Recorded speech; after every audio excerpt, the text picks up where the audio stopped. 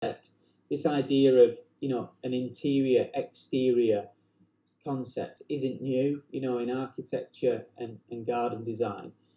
But with this project now, we've got a real, opportunity to do something different where the wild landscape comes right up to the building itself.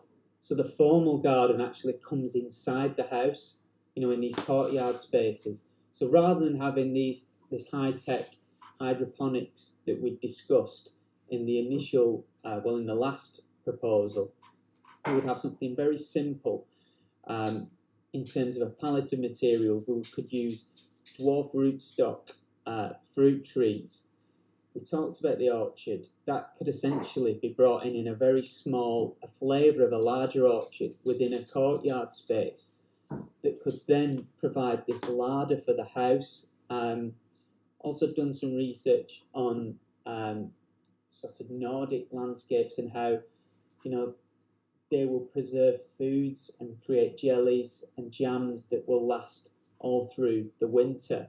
And how you can use these courtyard spaces to create these miniature larders. So rather than this high-tech avocados, tomatoes that would work perfectly well, the technology's there, we do something much more simpler, much more rustic, much more of its place, and much more in keeping with, the wider environment. So I think that we talked about simplifying this idea. You mentioned it earlier, Graham, about this narrative.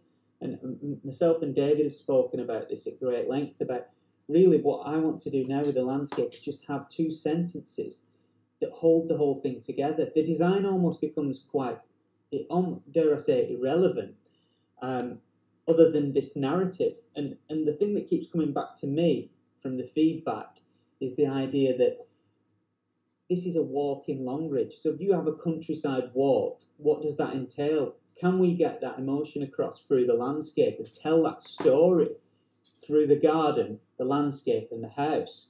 And everything else sort of links to that. That's our big why.